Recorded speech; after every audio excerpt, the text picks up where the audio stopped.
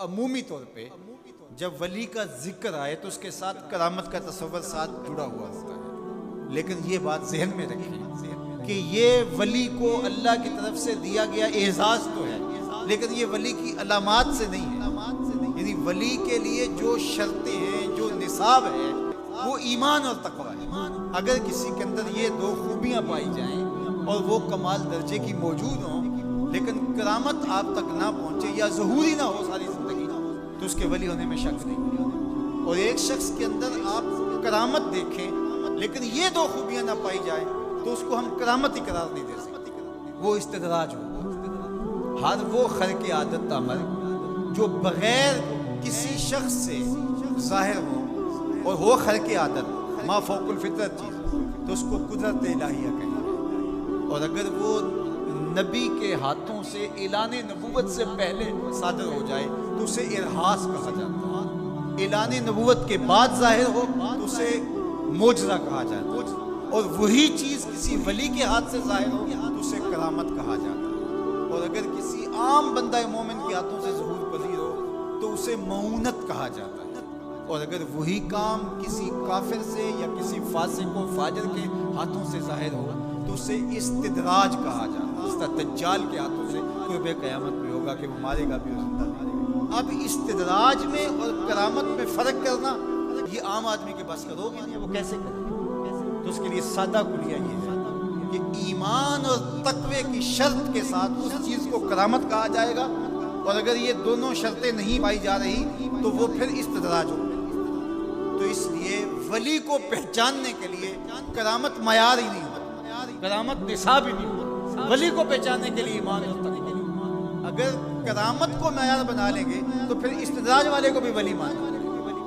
اور یہی وجہ ہے کہ بہت سارے لوگوں نے ایسے لوگوں کے اوپر جو کسی بڑے بزرگ کی گدی پہ بیٹھ گیا، یا وہ چار لوگوں نے اس کو مان لیا یا اس کے شعبے چل گئے اور شریعت کا واضح تارک ہے اور لوگ اس کو اللہ کا ولی مان رہے ہوتے ہیں، اس لیے کہ ان کے ہاں معیار وہ نہیں ہے جو قرآن نے دی ہے۔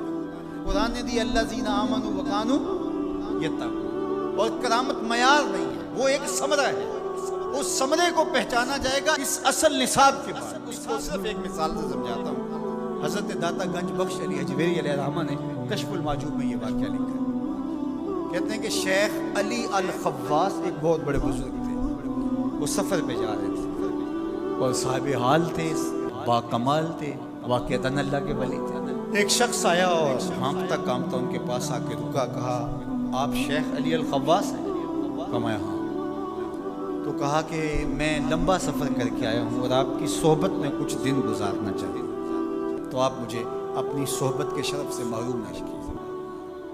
تو حضرت شیخ علی الخواص نے مراقبہ کیا اور اسے کہا کہ مجھے تیرے بدن سے کفر کی بو آ رہی ہے۔ اللہ والوں کو اللہ نے بصیرت کا نور دیا ہوتا ہے۔ اس نے کہا جی میں نصرانی ہوں اور دیار غرب سے آیا ہوں، آپ کی شہرت سنی تھی تو آپ کی صحبت میں کچھ وقت گزارنے کی آرزو ہے، مجھے محروم نہ رکھیے۔ شیخ کہتے میں نے ٹالنا چاہا، میں نے کہا کہ میری صحبت میں رہنا بڑا مشکل ہوگا، تکلیفیں سہنا پڑیں گی۔ اس نے کہا جی میں گوارا کروں گا۔ فرمایا ٹھیک ہے۔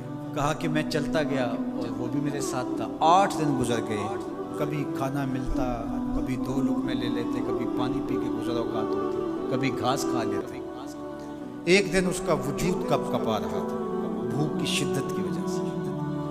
اس نے مجھے کہا شیخ آپ اللہ کے بندے ہیں، میں نے عہد تو کیا تھا کہ کوئی آپ سے مطالبہ نہ کرے، لیکن اب میری سخت جواب دے گی، تو آپ اللہ کے مقرب ہیں، تو اللہ کے اس قرب کی وجہ سے اس سے دعا کیجئے تو وہ میرے اور آپ کے کھانے کا انتظام کرے گا۔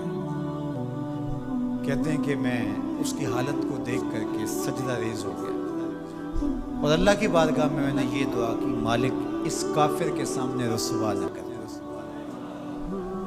کہا جب میں نے سر اٹھایا تو آسمان سے ایک طبق اترا جس کے اوپر 2 پیالے شربت کے تھے اور 2 روٹیاں تھیں، تو میں نے ایک پیالہ اور ایک روٹی اس کو دے دی اور ایک خود لے لی اور پھر سفر شروع ہو گیا۔ 8 دن پھر گزر گئے، پھر ایک دن وہی حالت کہ اس کا بدن کپ کپانے لگا۔ تو میرے دل میں آیا کہ روز روز حالت ایک جیسی نہیں ہوتی، تو اس دن تو لاج رہ گئی تھی، تو کہیں آج یہ پھر نہ بول پڑے، تو قبل اس سے کہ یہ بولے میں نے بول کر کے کہا کہ تو بھی عیسائیوں کا بہت بڑا پیر پادری ہے، تو آج تیری بات۔ تو کہتے جب میں نے اس کو کہا تو اس نے بھی سجدے میں سر رکھ دیا، اور میں دل ہی دل میں سوچا کہ اس کا سجدہ ریز ہونا کیا معنی رکھتا ہے جب ایمان ہی نہیں ہے۔ تھوڑی دیر کے بعد جب اس نے سر اٹھایا تو آسمان سے بھی طبق اترا جس پر 4 پیالے شربت کے اور 4 روٹیاں تھیں۔ اس نے 2 روٹیاں اور 2 پیالے میری طرف بڑھائے اور 2 پیالے اور 2 روٹیاں اپنی طرف کر لی اور کہا کہ کل یا شیخ کھائیے۔ میں نے کہا میں نہیں کھاؤں، اس لیے کہ کرامت ہو نہیں سکتا اور استدراج کا کھانا جو ہے وہ میں کھا نہیں سکتا، چونکہ تم کافر ہو تو میں استدراج کا کھانا کھاؤں تو یہ نہیں ہو سکتا۔ تو اس نے کہا کل یا شیخ، شیخ کھائیے اور میری طرف سے 2 مبارکیں وصول کیجیے۔ میں حیران ہوا، نے کہا کیا مبارکیں؟ اس نے کہا میں نے سجدے میں سر رکھا اور اللہ کی بارگاہ میں عرض کی، اے اللہ اگر اسلام سچا دین ہے تو 2 پیالے اور 2 روٹیاں عطا کر دے، اور اگر علی الخواص واقعی تیرا ولی ہے تو 2 پیالے اور 2 روٹیاں اس کے صدقے سے دے۔ تو ایک تو آپ کو آپ کی ولایت کی مبارک ہو، اور دوسرا ہاتھ بڑھائیے اور مجھے اسلام میں داخل کیجیے، اسلام سچا دین۔ تو شیخ علی الخواص کے اس واقعہ کو ذکر کرنے کے بعد داتا گنج بخش علی حجویری فرماتے ہیں کہ علی الخواص جیسا شخص بھی یہاں پریشان ہو جائے کہ خدایا یہ استدراج ہے یا کرامت، تو کہا پھر عام آدمی کیسے فیصلہ کر سکتا ہے کہ یہ استدراج ہے یا کرامت؟ تو کہا کہ اس کو یہی دیکھنا پڑے گا ایمان اور تقویٰ ہے کہ